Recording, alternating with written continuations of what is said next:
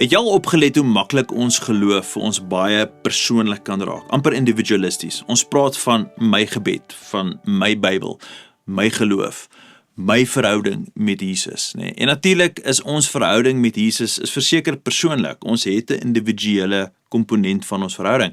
Maar dit was nog nooit bedoel om net persoonlik te wees nie. Kyk gou wat sê Paulus vir ons in 1 Korintiërs 10 vers 16 tot 17. Die beker van danksegging waarvoor ons God dank, is dit nie die gemeenskap met die bloed van Christus nie. En die brood wat ons breek, is dit nie die gemeenskap met die liggaam van Christus nie. Omdat dit een brood is ons, al is ons baie, een liggaam, want ons het almal deel aan die een brood. Nou, daar is dalk vir jou 'n skrif wat jy dalk weer moet gaan lees, net om lekker die prentjie te kry, maar dit is 'n ongelooflike prentjie. Wanneer ons aan die tafel van die Here aansit, sit ons nie net langs ander gelowiges nie, nee, ons sit saam as een familie. Mense met verskillende stories, verskillende persoonlikhede, verskillende agtergronde, maar dieselfde verlosser, dieselfde genade, dieselfde hoop. En dit beteken dat die nagmaal my nie net herinner aan my verhouding met Jesus alleen nie, met ander woorde, dit is nie net individualisties of persoonlik nie, dit herinner my ook aan my verhouding met sy liggaam. Nee, daarom is dit moeilik om met 'n harde hart teenoor my broer of my suster in geloof te kan leef. Dit is nie veronderstel om so te werk nie, terwyl ek dieselfde brood saam met hulle breek, wanneer ek die nagmaal wil gebruik en dit geniet, en ek het woede en afguns en naaiwer en toos in my hart teenoor iemand anders. Dit is nie goed nie. Die tafel van God kom herinner ons dat ons sit hier al omdat ons het verdien nie. Ons sit almal daar omdat ons saam eers vir Christus lief gehad het. En wanneer ons dit onthou, begin ons ook anders na mekaar te kyk. Ons kyk na mekaar met meer genade, meer geduld, meer vergifnis, meer liefde.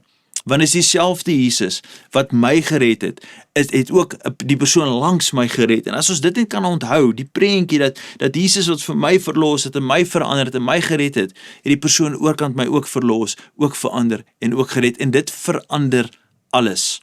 Geliefde, onthou hierdie.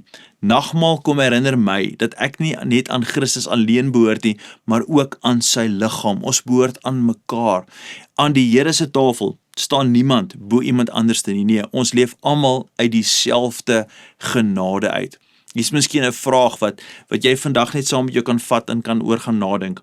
Jy moet dalk vir jouself vra, is daar enige iemand teenoor wie my hart hard geword het, terwyl Christus my roep om weer met sy oë na hulle te kyk? Mag hierdie oordenking vandag en mag die Here jou vandag herinner dat jy deel is van iets baie groter as net jouself. Môre gaan ons aan met hierdie oordenking reeks, ons amper aan die einde, maar ons gaan stil staan by waarom God ons nooi om sy tafel, die tafel van die nagmaal met eerbied en verwondering te benader. Ek hoop jy sal môre weer inskakel saam met ons, maar vir nou, kom ons bid saam. Hemelse Vader, so baie dankie vir u enorme genade oor ons lewens, en dankie Here dat ons geloof is nie net bedoel vir ons alleen nie, as individue nie. Nee Here, ons is deel van die liggaam van Christus, en wanneer ons die nagmaal gebruik, Here, kom ons nie net as individue na u toe nie, ons kom ook as 'n familie na u toe, en ons beweeg dan saam as familie. Here, daarom vra ek Here dat u vir ons die diepte en die verwondering van hierdie openbaring by ons sal losmaak, dat ons sal losbreek